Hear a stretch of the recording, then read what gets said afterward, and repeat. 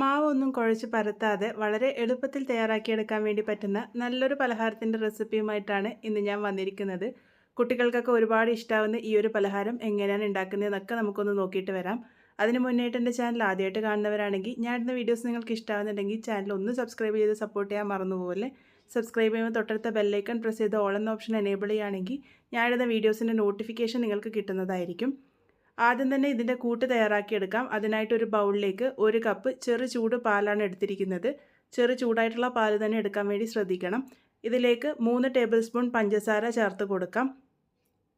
ഇനി ഈ ഒരു പഞ്ചസാര പാലുമായിട്ട് ഒന്ന് നന്നായിട്ട് യോജിപ്പിച്ചെടുക്കാം.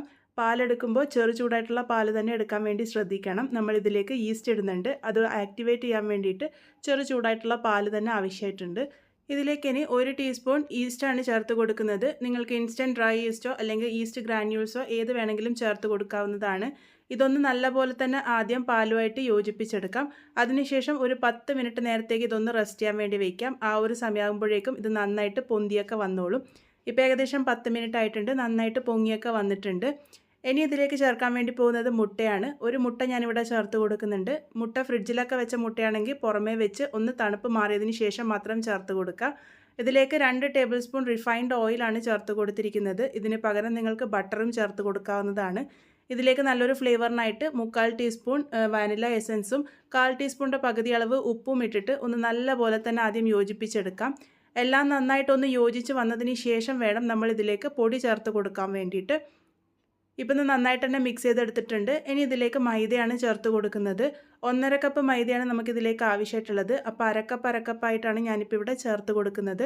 ആദ്യം 1/2 കപ്പ് ചേർത്ത് കൊടുത്ത് നല്ലപോലെ മിക്സ് ചെയ്തെടുത്തിട്ടുണ്ട്. അതിനുശേഷം അടുത്ത 1/2 കപ്പ് ചേർത്ത് കൊടുക്കാം. അങ്ങനെ 1.5 കപ്പാണ് ചേർത്ത് കൊടുത്തിരിക്കുന്നത്. കുറച്ചായിട്ട് ചേർത്ത് കൊടുക്കുമ്പോൾ നമുക്ക് ഈസി ആയിട്ട് മിക്സ് ചെയ്തെടുക്കാൻ വേണ്ടി പറ്റും. അതിന് വേണ്ടിയിട്ടാണ് ഇതുപോലെ ചേർത്ത് കൊടുത്തിരിക്കുന്നത്. ഒട്ടും കട്ടകളില്ലാതെ നല്ല രീതിക്ക് തന്നെ ഒന്ന് മിക്സ് ചെയ്തെടുക്കാൻ വേണ്ടിയിട്ട് ശ്രദ്ധിക്കണം. അപ്പോൾ ഞാനിപ്പോൾ ഇവിടെ 1.5 കപ്പ് മൈദ മുഴുവനായിട്ടും തന്നെ ചേർത്ത് കൊടുത്തിട്ടുണ്ട്. അതിനുശേഷം നല്ലപോലെ തന്നെ ഒന്ന് മിക്സ് ചെയ്തെടുക്കാം. കൂട്ട് നല്ലപോലെ ഒന്ന് അടിച്ച് മിക്സ് ചെയ്തെടുക്കുകയാണെങ്കിൽ കൂട്ട് നല്ലപോലെ സോഫ്റ്റായി കിട്ടാൻ വേണ്ടിയിട്ട് സഹായിക്കും.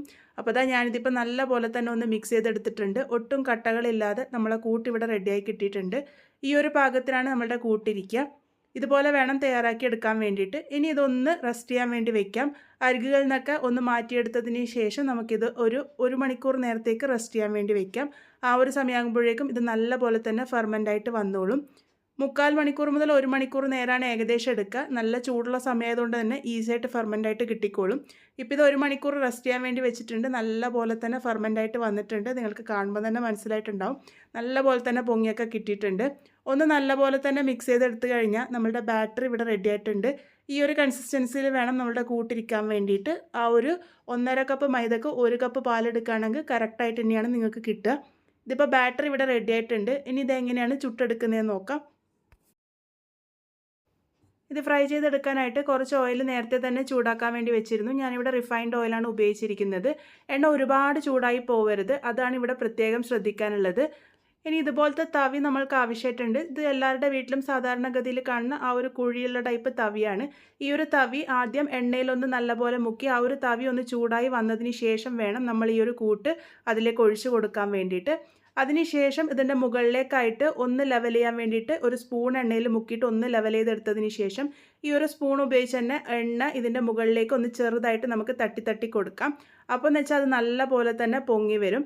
ഇവിടെ പ്രത്യേകം ശ്രദ്ധിക്കാനുള്ളത് എണ്ണ ഒരുപാട് ചൂടായി ഇരിക്കരുത്. അത് പ്രത്യേകം ശ്രദ്ധിക്കണം. അതുപോലെ തന്നെ നമ്മുടെ തവി ഒന്ന് ചെറുതായിട്ട് ചൂടാക്കിയതിന് ശേഷം വേണം അതിലേക്ക് മാവ് ഒഴിച്ചു കൊടുക്കാൻ വേണ്ടിയിട്ട്. അല്ലാന്നുണ്ടെങ്കിൽ അത് പറ്റി പിടിച്ച് നിൽക്കാനുള്ള സാധ്യതയുണ്ട്. അപ്പോൾ ഇതുപോലെ എണ്ണ ഒന്ന് തട്ടി കൊടുക്കുമ്പോൾ കണ്ടില്ലേ നന്നായിട്ട് പൊങ്ങി വരുന്നുണ്ട്.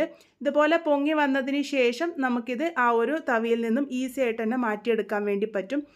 ഏറ്റവും ലോ ഫ്ലെയിമിൽ വെച്ചിട്ട് തന്നെയാണ് ഇത് കുക്ക് ചെയ്തും എടുക്കേണ്ടത്. വീണ്ടും സെയിം പ്രോസസ്സ് തന്നെയാണ് ചെയ്യുന്നത്. ആ ഒരു തവി ഒന്ന് എണ്ണയിൽ വെച്ച് ചൂടാക്കിയതിന് ശേഷം അടുത്തൊരു തവി മാവും കൂടെ ഞാൻ ഒഴിച്ചു കൊടുത്തിട്ടുണ്ട്. എന്നിട്ട് എണ്ണ ഇതുപോലെ തട്ടി കൊടുക്കുക. അപ്പോൾ ഇത് നന്നായിട്ട് തന്നെ പൊങ്ങി വരും. അതിനുശേഷം നമുക്കിത് എണ്ണയിലേക്ക് ഇട്ട് കൊടുക്കാം. ഇതുപോലെ ചെയ്തെടുക്കുമ്പോൾ തൊട്ടടുത്തിരിക്കുന്നത് ശ്രദ്ധിക്കാൻ വേണ്ടി മറക്കരുത് കേട്ടോ. ഇതിൻ്റെ കളർ പെട്ടെന്ന് മാറി വരാനുള്ള സാധ്യതയുണ്ട്. അതുകൊണ്ട് തന്നെ നമ്മളിത് മറിച്ചിട്ട് കൊടുക്കണം. അങ്ങനെ തിരിച്ചും മറിച്ചൊക്കെ ഇട്ട് എല്ലാ ഭാഗവും നല്ലൊരു ഗോൾഡൻ ബ്രൗൺ കളർ ആകുന്നത് വരെ ഏറ്റവും ലോ ഫ്ലെയിമിൽ വെച്ചിട്ട് തന്നെ ഇത് കുക്ക് ചെയ്യാൻ വേണ്ടിയിട്ട് ശ്രദ്ധിക്കണം. ഒരുപാട് ഹൈ ഫ്ലെയിമിൽ വെച്ച് നമ്മൾ കുക്ക് ചെയ്തെടുക്കുകയാണെങ്കിൽ ഇതിൻ്റെ പുറം ഭാഗമൊക്കെ കളർ മാറി വരും. പക്ഷേ ഉള്ളോളം കറക്റ്റായിട്ട് വെന്ത് വരില്ല. അതുകൊണ്ട് തന്നെ ഏറ്റവും ലോ ഫ്ലെയിമിൽ വെച്ചിട്ട് നല്ലൊരു ഗോൾഡൻ ബ്രൗൺ കളർ ആകുന്നത് വരെ ഇത് കുക്ക് ചെയ്തെടുക്കുക. ഇപ്പോൾ ദാ ഒരെണ്ണം പാകത്തിന് റെഡിയായി വന്നിട്ടുണ്ട്. ഇതുപോലെ പാകത്തിന് റെഡിയായി വരുമ്പോൾ നമുക്കിത് എണ്ണയിൽ നിന്നും കോരി മാറ്റാം. ഇതേപോലെ തന്നെ നമുക്ക് ബാക്കിയുള്ളതൊക്കെ തയ്യാറാക്കി എടുക്കാം. നമ്മൾ ഉണ്ടാക്കി വെച്ചിരിക്കുന്ന കൂട്ട് ഉപയോഗിച്ച് 10 എണ്ണമാണ് തയ്യാറാക്കി എടുക്കാൻ വേണ്ടി പറ്റിയിരിക്കുന്നത്. ഇതിൻ്റെ ചൂടൊക്കെ ഒന്ന് ആറി വരാൻ വേണ്ടിയിട്ട് മാറ്റി വെച്ചിട്ടുണ്ട്. ആ ഒരു സമയത്ത് നമുക്കിതിൻ്റെ ക്രീം തയ്യാറാക്കി എടുക്കാം. കസ്റ്റേർഡ് ഉപയോഗിച്ചിട്ടുള്ള ക്രീമാണ് തയ്യാറാക്കി എടുക്കാൻ വേണ്ടി പോകുന്നത്. അതിനായിട്ട് ഒരു ബൗളിലേക്ക് 2 ടേബിൾ സ്പൂൺ കസ്റ്റേർഡ് പൗഡർ ചേർത്ത് കൊടുക്കുന്നുണ്ട്. ഇതിലേക്ക് 1 കപ്പ് പാലൊഴിച്ച് കൊടുക്കാം. ഞാനിതിപ്പം ഈ ഒരു ക്രീം കുറച്ച് കൂടുതലായിട്ടാണ് ഉണ്ടാക്കിയിരിക്കുന്നത്. നിങ്ങൾക്ക് ഈ ഒരു ബണ്ണിലേക്ക് മാത്രമായിട്ടാണെങ്കിൽ ഏകദേശം 1 ടേബിൾ സ്പൂൺ കസ്റ്റേർഡ് പൗഡറും 1/2 കപ്പ് പാലും ഉപയോഗിച്ചാൽ മതിയാകും. അപ്പോൾ ഇതൊന്ന് നന്നായിട്ട് തന്നെ മിക്സ് ചെയ്തെടുക്കാൻ വേണ്ടിയിട്ട് കുറച്ചായിട്ടാണ് പാല് ചേർത്ത് കൊടുക്കുന്നത്. അപ്പോൾ 1 കപ്പ് മുഴുവനായിട്ടും തന്നെ ഞാനിവിടെ ചേർത്ത് കൊടുത്തിട്ടുണ്ട്. നല്ലപോലെ ഒന്ന് മിക്സ് ചെയ്തെടുത്തിട്ടുണ്ട്. ഒട്ടും കട്ടകളില്ലാതെ മിക്സ് ചെയ്തെടുത്തതിന് ശേഷം ഇതൊരു പാനിലേക്ക് ഒഴിച്ചു കൊടുക്കാം. ഇനി ഇതിലേക്ക് പഞ്ചസാര ചേർത്ത് കൊടുക്കണം. 6 ടേബിൾ സ്പൂൺ പഞ്ചസാരയാണ് ചേർത്ത് കൊടുത്തത്. പഞ്ചസാര ഇടുമ്പോൾ ഞാൻ വീഡിയോ ഓണാക്കാൻ വേണ്ടി മറന്നുപോയിരുന്നു. അപ്പോൾ ലാസ്റ്റ് ഇട്ട് 1 ടേബിൾ സ്പൂൺ മാത്രമേ നിങ്ങൾ കണ്ടിട്ടുണ്ടാവുള്ളൂ. 6 ടേബിൾ സ്പൂൺ പഞ്ചസാരയാണ് ഞാൻ ഇതിലേക്ക് ചേർത്ത് കൊടുത്തത്. നിങ്ങൾ 1 ടേബിൾ സ്പൂൺ കസ്റ്റേർഡ് പൗഡറാണ് എടുക്കണമെങ്കിൽ 3 ടേബിൾ സ്പൂൺ പഞ്ചസാര ചേർത്താൽ മതിയാകും. ഇപ്പോൾ പഞ്ചസാരയൊക്കെ നല്ലപോലെ തന്നെ അലിഞ്ഞ് വന്നിട്ടുണ്ട്. ലോ ഫ്ലെയിമിൽ വെച്ചിട്ട് കുക്ക് ചെയ്യാൻ വേണ്ടി ശ്രദ്ധിക്കുക. കുറച്ച് സമയം കഴിയുമ്പോഴേക്കും ഇത് നല്ലപോലെ കട്ടിയായി വന്നോളും. ഇതുപോലെ കട്ടിയായി വന്ന് തുടങ്ങുമ്പോൾ അതിലേക്ക് 1 ടേബിൾ സ്പൂൺ ബട്ടറും കൂടെ ചേർത്ത് നല്ലപോലെ തന്നെ ഒന്ന് മിക്സ് ചെയ്തെടുക്കാം. ഇത് ഒരുപാട് തിക്കായിട്ട് എടുക്കണ്ട. നല്ലൊരു ക്രീമി പരുവത്തിലാകുമ്പോൾ തന്നെ ഓഫാക്കിക്കോളൂ. ഈ ഒരു പരുവത്തിലാകുമ്പോൾ ഞാൻ ഇത് ഓഫാക്കുന്നുണ്ട്. ഇതിൻ്റെ ചൂടാറി വരുമ്പോൾ ഇതൊന്നും കൂടെ കട്ടിയായിട്ട് വരും. അഥവാ നിങ്ങളുടെ കൂട്ട് നല്ലപോലെ തന്നെ കട്ടിയായി പോയിട്ടുണ്ടെങ്കിൽ പാൽ ഉപയോഗിച്ചിട്ട് അതിൻ്റെ കൺസിസ്റ്റൻസി ഒന്ന് റെഡിയാക്കി എടുത്താൽ മതി. ഇത് കണ്ടില്ലേ, ചൂടൊക്കെ ആറി വന്നപ്പോഴേക്കും നമ്മളുടെ കസ്റ്റേർഡിൻ്റെ മിക്സ് നല്ലപോലെ തന്നെ തിക്കായിട്ട് വന്നിട്ടുണ്ട്. നല്ലൊരു ക്രീമി ടെക്സ്ചറിലാണ് ഇപ്പോൾ ഇരിക്കുന്നത്. ഇതിലും നന്നായിട്ട് കട്ടിയായിട്ട് വന്നിട്ടുണ്ടെങ്കിൽ കുറച്ച് ചൂട് പാൽ ഉപയോഗിച്ചിട്ട് അതിൻ്റെ കൺസിസ്റ്റൻസി റെഡിയാക്കിയാൽ മതി കേട്ടോ. അപ്പോൾ ഇതിപ്പോൾ റെഡി ആയിട്ടുണ്ട്. അതുപോലെ തന്നെ നമ്മളുടെ ബണ്ണും ഇപ്പോൾ നല്ലപോലെ തന്നെ ചൂടാറി വന്നിട്ടുണ്ട്. ചൂട് നല്ലപോലെ ആറി വന്നതിന് ശേഷം വേണം ഇതിലേക്ക് ക്രീം ഫില്ല് ചെയ്ത് കൊടുക്കാൻ വേണ്ടിയിട്ട്. ഇതുപോലെ നടുവേ ഒന്ന് മുറിച്ച് കൊടുക്കാം. മുറിക്കുമ്പോൾ തന്നെ നിങ്ങൾക്ക് മനസ്സിലാകുന്നുണ്ടാവും നല്ല സ്പോഞ്ചി ആയിട്ടാണ് നമ്മളുടെ ബണ്ണ് കിട്ടിയിരിക്കുന്നത്. ഇനി ഇതിൻ്റെ സെൻറ്ററിലേക്കായിട്ട് ഫില്ലിംഗ് വെച്ച് കൊടുക്കുകയാണ് വേണ്ടത്. നമ്മൾ തയ്യാറാക്കി വെച്ചിരിക്കുന്ന കസ്റ്റേർഡ് മിക്സിൽ ആവശ്യത്തിൽ നമുക്ക് പുരട്ടി കൊടുക്കാം. ഞാനിപ്പോൾ ഇവിടെ ഏകദേശം 1 സ്പൂൺ എടുത്തിട്ട് മുഴുവനായിട്ടും തന്നെ സ്പ്രെഡ് ചെയ്ത് കൊടുക്കുന്നുണ്ട്. അത് നിങ്ങളുടെ ഇഷ്ടമാണ് എത്ര വേണമെന്നൊക്കെയുള്ളത്. ഇതുപോലെ സ്പ്രെഡ് ചെയ്ത് പ്രസ് ചെയ്തെടുത്തു കഴിഞ്ഞാൽ നമ്മളുടെ കസ്റ്റേർഡ് ക്രീം ബണ്ണ് ഇവിടെ റെഡി ആയിട്ടുണ്ട്. നല്ല ടേസ്റ്റ് ആയിട്ടുള്ള ഒരു ബണ്ണിൻ്റെ റെസിപ്പിയാണ്. അതുപോലെ തന്നെ ബണ്ണ് ഉണ്ടാക്കാനായാലും ഒരുപാട് ബുദ്ധിമുട്ടൊന്നുമില്ല. ഈസി ആയിട്ട് നമ്മൾ മാവൊന്നും കുഴച്ച് പരത്തിയെടുക്കാതെ കോരി ഒഴിക്കുന്ന മാവ് ഉപയോഗിച്ചാണ് തയ്യാറാക്കി എടുത്തിരിക്കുന്നത്. നല്ല ടേസ്റ്റി ആയിട്ടുള്ള ഈ ഒരു ക്രീം ബണ്ണ് നിങ്ങൾ എന്തായാലും ട്രൈ ചെയ്ത് നോക്കൂ. നല്ല സോഫ്റ്റ് ആയിട്ടാണ് ഇതിൻ്റെ ബണ്ണിരിക്കുക. അതുപോലെ തന്നെ നല്ല ക്രീമി ആയിട്ടുള്ള കസ്റ്റേർഡ് ഫില്ലിംഗ് ആണ് കൊടുത്തിരിക്കുന്നത്. ഈ കസ്റ്റേർഡ് ക്രീമിന് പകരം നിങ്ങൾക്ക് ഫ്രഷ് ക്രീമിൻ്റെ ഫില്ലിങ്ങോ അല്ലാന്നുണ്ടെങ്കിൽ ബട്ടർ ക്രീമിൻ്റെ ഫില്ലിങ്ങോ ചെയ്തെടുക്കാവുന്നതാണ്. അപ്പോൾ എന്തായാലും ട്രൈ ചെയ്ത് നോക്കൂ. ട്രൈ ചെയ്ത് ഫീഡ്ബാക്സ് ഒക്കെ പറയാൻ മറക്കരുത്. വീണ്ടും ഒരു നല്ല റെസിപ്പിയുമായി കാണാം.